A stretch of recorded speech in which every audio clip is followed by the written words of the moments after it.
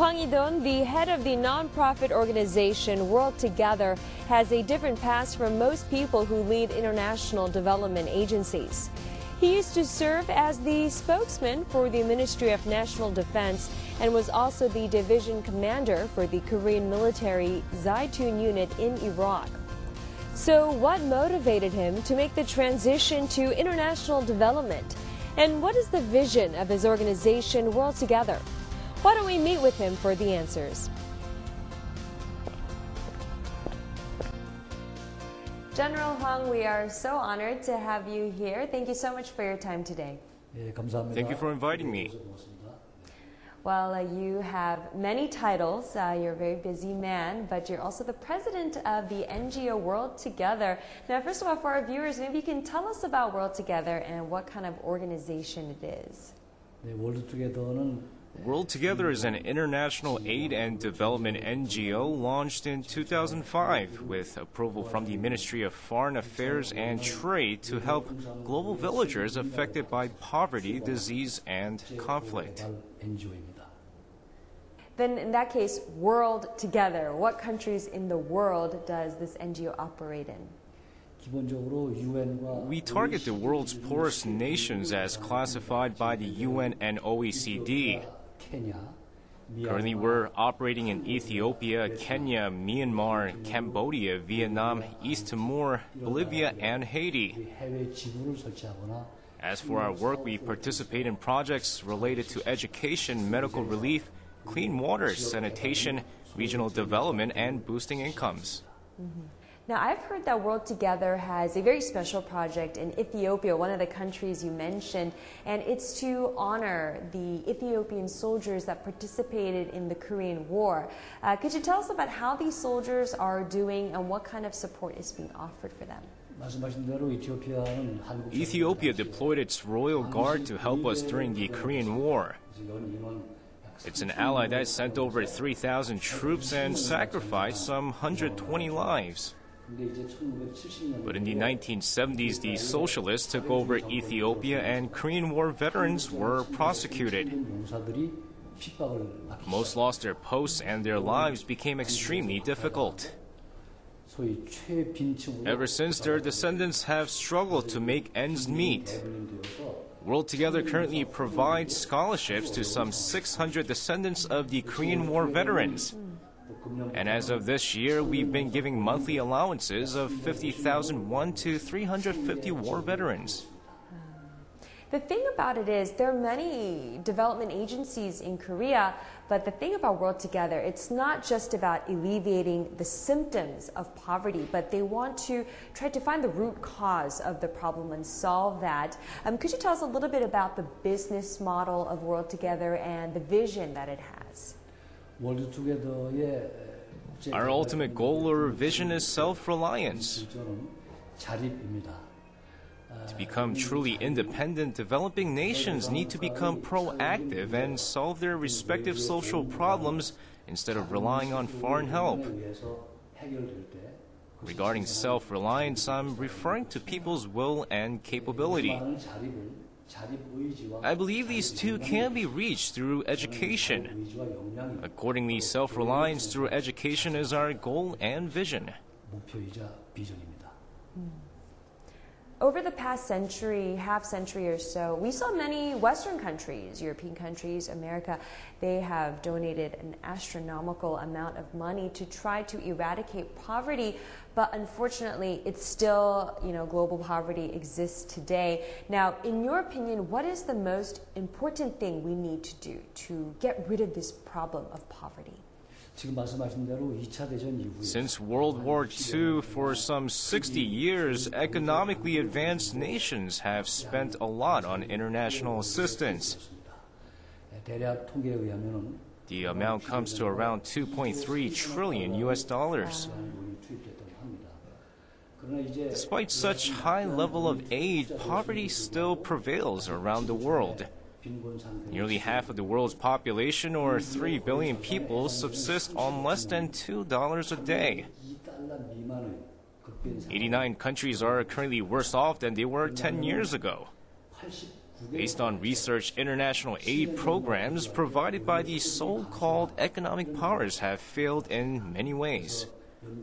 I've been mulling over various failures, and there seems to be several reasons, many related to the sincerity factor.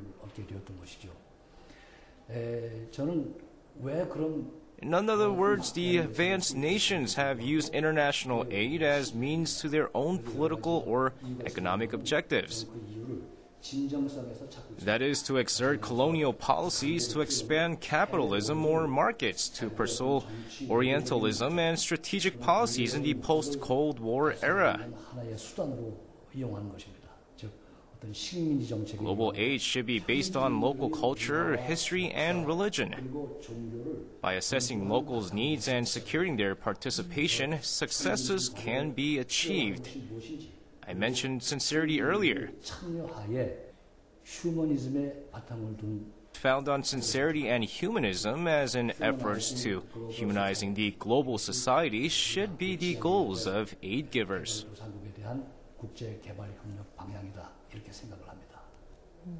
The thing about Korea is, as I'm sure, General, you're very well aware, it's the only country that went from being an aid recipient to actually becoming a donor.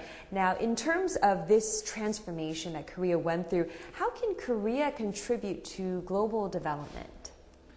In 2009, South Korea joined the OECD Development Assistance Committee. We became its 24th member.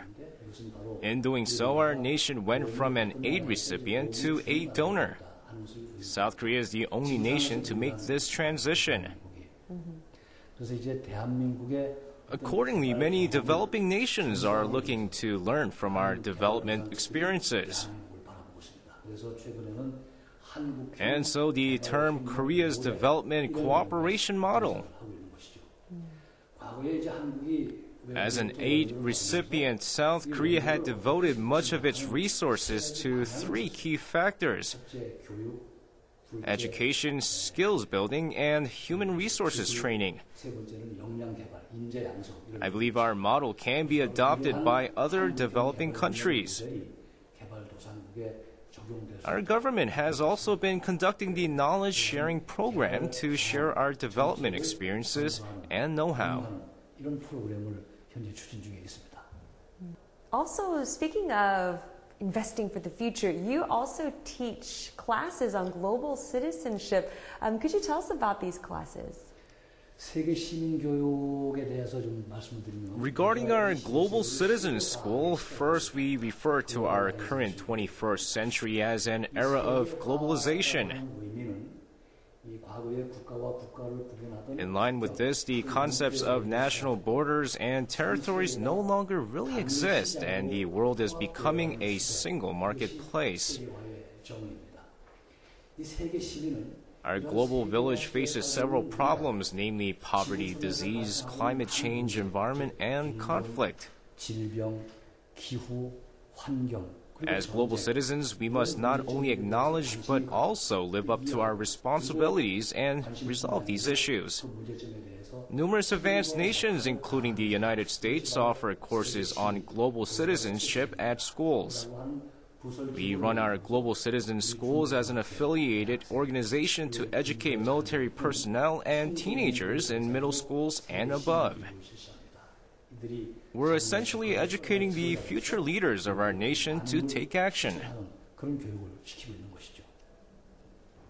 We've talked about this. I mean, you mentioned also as well how much Korea has grown. In fact, we call it the miracle on the Han River because the economic growth was so fast and vigorous. But Korea is definitely a much more wealthy country, but what do we need to do to become an advanced country? Without a doubt, South Korea has become an economic power. But we can't say outright that we're an advanced nation. Economically, we are a global power, but we have yet to join the ranks of the elite. As mentioned, our nation became a DAC member in 2009. But in official development assistance, we logged $1.3 billion last year, ranking among the lowest in proportion to gross national income. That's only 0.13% of our GNI, and so it may be premature to say that we are pulling our weight. On the non-governmental level, we've been receiving generous donations from people and conglomerates totaling 1.2 trillion won in the past year. The amount may seem like a lot, but given our population and economy, we should be hitting at least 10 trillion won. So it's too early to say that South Korea is fulfilling its role in the international community. To join the advanced elite, we need to expand our aid programs on both governmental and non-governmental levels. And for our viewers who don't understand why I'm calling you General, it's because aside from being the president of World Together, you're actually the former Army Chief of Staff as well. Quite a transition. What made you jump into this kind of work? Everyone wonders about what to do post-retirement. Military personnel like myself, we regard being killed in action as an honor. But it doesn't often happen, and so we plan for our post-military lives. I thought long and hard about what would be worthwhile and enjoyable. By serving the country, I personally benefited a lot, so I thought about ways of paying back. I thought about volunteer work. In 2004, I served as the first commander for our Zaytun division deployed to Iraq. We were stationed in the Kurdish region of northern Iraq, and while there, I saw the plight of the Kurds. In particular, children were suffering not only from poverty and diseases, but also the scars of war. Saddam Hussein had waged campaigns to annihilate the Kurdish race. My heart went out to those children who bore the brunt of his brutality. That's when I thought about helping such young victims if an opportunity should arise. In March of last year, I was able to return to the Kurdish region. I found some 3,000 had been diagnosed with heart problems and scores of others suffering from congenital tumors. That's how World Together got involved. After some 40 years of military service, I'm now committed to other type of service, specifically social service.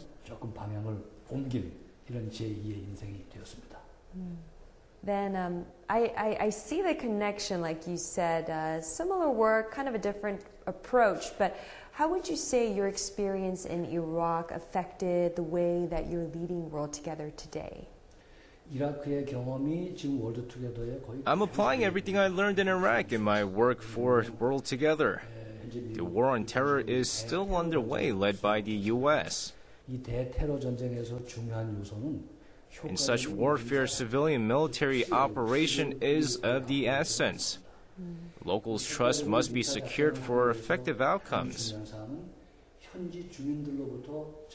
To this end, you need to pursue strategies that respect locals' past, culture, and religion. That's how our Zaytun division operated in Iraq. Dubbed the Zaytun-like operation, we became a model of success on the civilian operations front. I realized that the model could also be effectively adopted by the World Together among the other NGOs in our relief, development, and cooperation ventures. So you've achieved so much more than I would say the average person. Do you have any more future goals, future dreams that you want to make come true? I have huge dreams and high hopes. First, as the president of World Together, I will continue to work hard to fight global poverty. Our organization has been pursuing various means, but I hope to expand our reach through forging new ties with countries. As a former military man, I'm looking at countries where our troops have been or will be deployed, such as Afghanistan, Haiti, Iraq, and Sudan. In addition to eradicating poverty and diseases, I hope to help innocent victims of war, especially the children. So I want to expand our reach. And I plan to work towards increasing the numbers of our sponsors. It's also important for NGOs like us to secure a consultative status with the UN Economic and Social Council.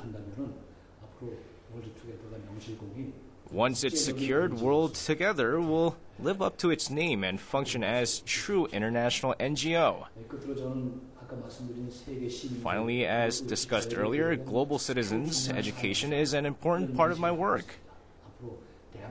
I hope to continue working hard on this front as well in the hopes of nurturing South Korean teenagers as global leaders. I think our talk today, I'm sure, inspired me as well as many of our viewers to do a little extra, especially what you said about sharing.